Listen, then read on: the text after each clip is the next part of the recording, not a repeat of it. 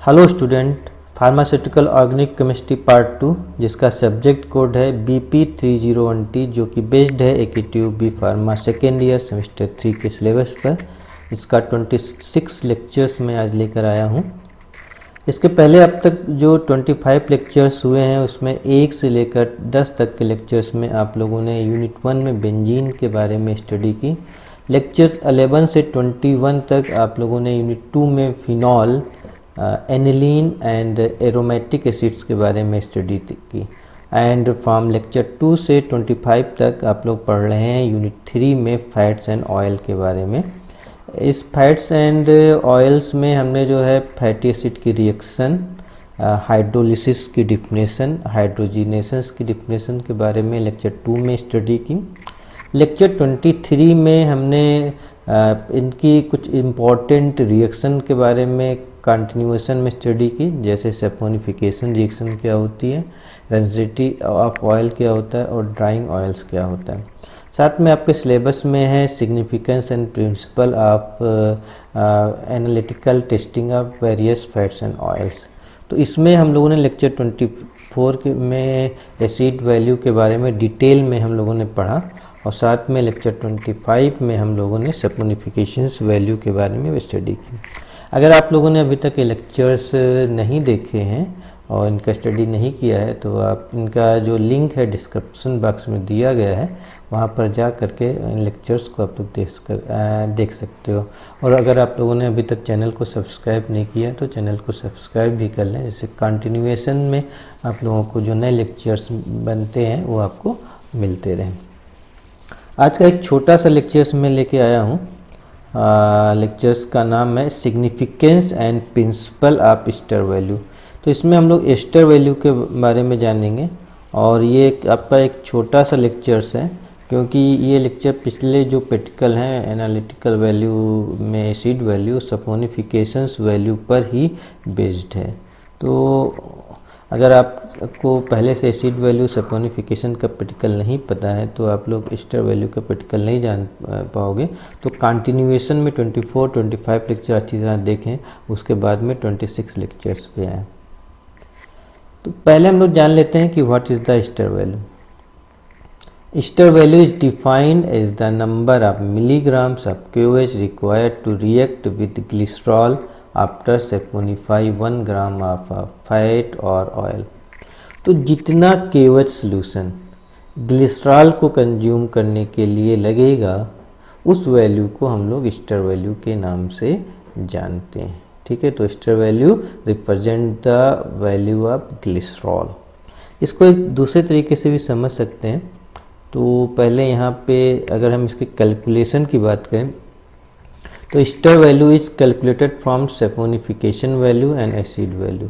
तो अगर आप लोगों ने सैपोनिफिकेशन वैल्यू और एसिड वैल्यू पहले से आप लोग निकाल चुके हो, उसका प्रैक्टिकल करके उन्होंने डिटरमाइन कर दिया है, तो बस काम करना इतना है कि आपकी जो भी एसिड वैल्यू है सैपोनिफिकेशन वैल्यू है, तो सैपोनिफिकेशन वैल्यू से एसिड वैल्यू को माइनस कर देना है। इसी को हम लोग एस्टर वैल्यू के नाम से जानते हैं। तो बहुत ही सिंपल सा क्राइटेरिया है। तो एसिड वैल्यू का प्रैक्टिकल करो पहले, फिर सैपोनिफिकेशन वैल्यू का प्रैक्टिकल करो। दोनों की जो वैल्यू आ रही हैं उनको डिफ्रेंसिएशन जो आएगा वो एस्टर वैल्यू कहलाएगा।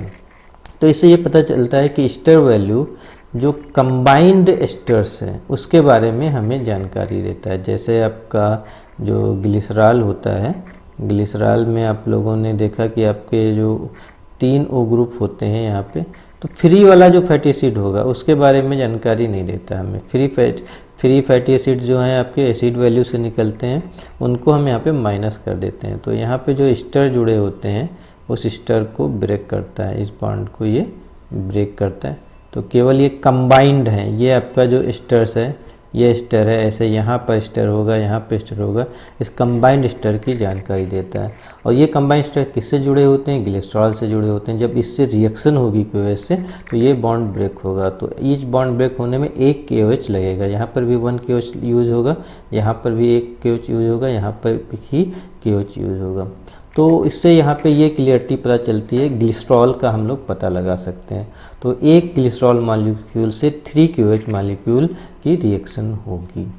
ठीक है। तो यहाँ पर इसकी जो है स्टर वैल्यू तो हम कैलकुलेट कर लेते हैं, साथ में हम परसेंटेज ग्लिसरॉल अगर निकालना चाहते हैं तो इसका शॉर्टकट फार्मूला बना दिया गया। फार्मूला कैसे बनाया गया हम वहाँ पे नहीं जाएंगे।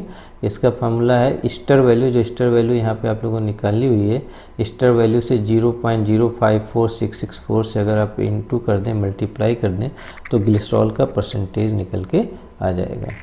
तो दो चीज़ें यहाँ पे निकल के आती हैं कि जो स्टर वैल्यू है ये बताती है कंबाइंड फार्म में कितने स्टर ग्रुप ग्लिसरॉल से जुड़े हुए हैं, और इससे हम लोग ग्लिसरॉल वैल्यू पता लगा सकते हैं। इसके अगर हम लोग सिग्निफिकेंस की बात करें तो सबसे जो it is use to categorise wax, wax जो होते हैं उनकी कैटेगरीज में यूज किया जाता है स्टर वैल्यू को। तो इसका जो प्रोसीजर होगा, हम डिटेल में प्रोसीजर में नहीं जाएंगे तो, क्योंकि आपको दो प्रोसीजर पुराने फॉलो करते हैं। First calculate acid value as per given procedure of acid value in previous lectures, then calculate saponification value as per given procedure of acid, given procedure of saponification value. दोनों जो पेटिकल्स दिए गए हैं पीछे, उन दोनों पेटिकल को आप लोगों को प्रिपेयर करना है। तो उस पेटिकल से आपको एसिड वैल्यू निकालनी है, उसी पेटिकल से सैपोनिफिकेशन वैल्यू निकालनी है, फिर दोनों का डिफरेंस निकाल लेते हैं। दोनों का शार्ट में फ्लो चार्ट अगर हम लोग देख लेते हैं यहाँ पे डिटेल में, आपको पिछले लेक्चर देखने होंगे। तो एसिड वैल्यू के फ्लो चार्ट में था कि पहले आपको ऑयल लेना है, आपको ऑयल लोगे, ऑयल की रेंसिटी होने पर ये RCOOH में कन्वर्ट हो जाता है, और ये रेंसिटी आती है किसकी वजह से, शॉर्ट फैटी एसिड चेन की वजह से आती है। एग्जाम्पल था ब्यूटारिक एसिड का। तो रेंसिटी होने पर ऑयल में ऑयल भी प्रेजेंट होगा और उसमें फ्री एसिड भी प्रेजेंट होगा। जब इसमें हम QH इसमें फिनाप्थलीन ऐड कर देते हैं इस सॉल्यूशंस में, और फिर इसकी QH के साथ में टाइट्रेशन कराते हैं। जब QH से टाइट्रेशन कराते हैं तो न्यूट्रलाइजेशन रिएक्शन होती है, RCOOH QH के साथ में रिएक्शन कर लेता है और बना लेता है RCOOK। तो potassium salt of fatty acid बना लेता है और एंड पॉइंट के रूप में हमें पिंक कलर ऑब्टेन्ड होता है। इसकी रीडिंग नोट करके और एसिड वैल्यू का फार्मूला लगा करके हम लोग एसिड वैल्यू फाइंड कर सकते हैं। NV/W फार्मूला लगेगा इसमें, और एसिड वैल्यू हम लोगों ने फाइंड कर ली।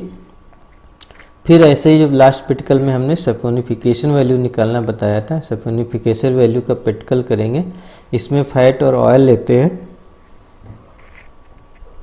QH सैपोनिफिकेशन कराएंगे इसका हीट करके, तो इसमें RCOOK बनता है, RCOOK। इसमें क्या होता है, साथ में QH बचा रह जाता है। जब रिएक्शन कराओगे कुछ QH बचा रह जाएगा, उसको हमने एक्सेस QH लिखा हुआ है। और जैसे इसमें आप फिनाप्लिन इंडिकेटर डालोगे तो बेसिक मीडियम में आपका जो फिनाप्लिन का कलर है वो आपका पिंक कलर का हो जाता है। तो पिंक कलर का सॉल्यूशन बन जाएगा कोनिकल फ्लास्क में, और इसको क्या करना है, 0.5 NaCl के साथ में टाइट्रेशन करना है। तो टाइट्रेशन करने पर इसका कलर, QH का कलर ख़त्म हो जाएगा, KCl आ जाएगा। तो हम इसमें दो पेटिकल करते हैं, एक आपका फैट ऑयल के साथ में करते हैं, इससे हमें VT निकल के आता है, T फॉर टेस्ट, और दूसरा जो ब्लैंक टेस्ट करते हैं जिसमें आपका VB निकल के आता है। फिर सैपोनिफिकेशन का फार्मूला लगा करके सैपोनिफिकेशन वैल्यू फाइंड कर लेते हैं, और लास्ट में स्टर वैल्यू निकालने के लिए सैपोनिफिकेशन वैल्यू से एसिड वैल्यू को माइनस कर देते हैं, और इस तरीके से आपका स्टर वैल्यू फाइंड किया जा सकता है। तो ये था स्टर वैल्यू निकालने का प्रोसीजर। अगले लेक्चर 27 में हम लोग जानेंगे what is the iodine value, और इसका सिग्निफिकेंस क्या है, कैसे इसको कैलकुलेट करते हैं और प्रिंसिपल क्या होते हैं, इसके बारे में जानेंगे। तब तक आप लोग पिछले लेक्चर्स देखें और उनको रिवाइज करें। तो मिलते हैं नेक्स्ट लेक्चर्स में।